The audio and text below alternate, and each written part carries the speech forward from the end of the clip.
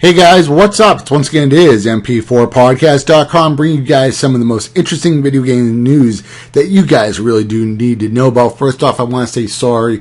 I did my Steambox video and there was no commentary. I probably clicked on something wrong in my video editing software and I messed up. Again, I'm sorry about that, but what I want to do is kind of like redo that video. I don't have the original audio file, but I'm going to talk about the same thing I talked about in that video. The Steambox, it's going to have 16 gigs of RAM. It's going to have like we're hearing i3, i5, i7 quad-core CPUs. There's even rumors now that there's going to be AMD versions of the Steambox, and it's going to have twice the specs-wise. And that is RAM-wise. Now, CPU-wise, I was watching a video by Woody's Gamertag, and Woody said that his computer, his desktop gaming rig, is about a year and a half old, and it's about 5 times more powerful than the PS4 or the Xbox One, and that's a lot of juice. Okay, now, the Steambox is going to be geared toward gaming. Okay, it's the SteamOS. And it's Linux-based, and it's going to be using like a really stripped-down core of Linux. And we already know Linux is a really good operating system for doing things. Now, I'm not a Linux user at all. I'm a Windows user when it comes to my laptop and regular day stuff. But Linux is a very good operating system, and you can get more juice out of Linux than on Windows. Now, not saying Windows is a bad operating system. I actually really do like Windows 7 and Xbox 360, even the original Xbox and Xbox One actually have a stripped down version of Windows. It's like the core part of the operating system, and Microsoft has done a phenomenal job with their Xbox brand. But Valve ported all their Valve games over to Linux, and they said they got like a 15 or 20% boost just running their own games on Linux. Now, think of it this way, right? Intel, AMD chips, they're always dropping price, right? RAM will probably be dropping price as well. RAM sometimes can fluctuate a little bit. Sometimes it goes up when it gets old or something like that. But, if they have a big contract with a company to get that RAM, they'll get it cheap. And, next year, those i7 chips, those chips are going to be going down in price and so on. And eventually, the Steambox will, even if it does come out very expensive, like $200-300 or even $400 more than an Xbox, within 3 years' time, it's going to start to look like maybe like a pretty good alternative to the PS4 or the Xbox One. Maybe they'll get it down to $400 or $500 with an i7 chip, and it's going to have like 5 times more juice power-wise than the PS4 or the Xbox One. Now, I want to I'm going to link 2 videos in the description box.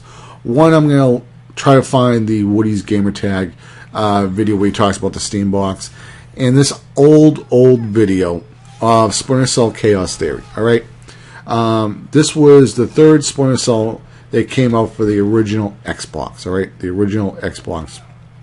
It's a side-by-side between the PS2 and the original Xbox, and it is night and day how much better it is on the original Xbox. Now, don't get me wrong, there's a lot of beautiful games on the PS2. God of War is probably the most graphical, amazing game on the PS2, but we're talking about Splinter Cell.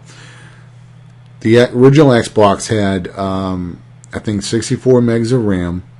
I think the PS2 had about 48 or 36. I can't remember. But there's more RAM in the original Xbox.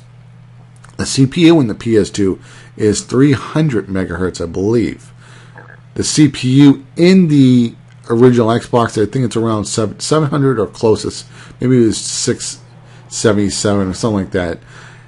There was a lot more power in, the original Xbox, and you can see what it's going to look like when you really do have, double the power. I'm talking about like a 50% boost. Okay. Now, the PS3 that system was rumored about 15% more powerful. You know, I want to say rumor because I remember John Carmack said that the PS3 seems to be more powerful than the Xbox 360. But 99% of the times you don't even see it. Okay, multiplats pretty much for the most part all look the same, and the only time the PS3 or the Xbox 360 really shine is when you see exclusives. And, you know, if you're looking at Uncharted, it looks amazing on the PS3. If you're looking at Gears of War or Halo, it looks Halo 4 looks amazing on the Xbox 360. All right. Now, going back to that video about Splinter Cell, it came out for the original Xbox and the PS2. Double the power. It looks like a significant jump.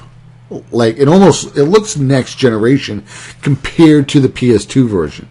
Okay, even though those two consoles are within the same generation. Now, take that with the Steam box and the PS4 and the Xbox One. Double the RAM. That means textures are half compressed now. All right, it has more CPU power. It's going to have a Titan NVIDIA card in there. You're talking about a lot of muscle with the Steam box, and you know, Steam wants to go into the console market. And before I wrap up this video, the reason why they really want to push Linux and find a way to make Linux work for them is because they are afraid of Windows. Rumor was that Windows wasn't going to allow any third-party apps to sell games through their operating system. It was going to be like the iPhone, where if you want to buy an app for your iPhone, you have to get it from Apple. Of course, you can jailbreak your iPhone and then buy apps through Cydia, but you know you have to go through all this crap to do it. Rumor was that Microsoft wanted to lock that down. Now, if Windows ever saw a threat to their money or something like that, maybe they would do that in another version of Windows. I don't know. But Valve wants to have an alternative business model. So once again, guys, if you enjoyed this video, please leave a comment below. Let me know what you guys are thinking. And once again, I'm always making new videos all the time. And subscribe if you're new. Once again, take it easy. I'm out. Bye.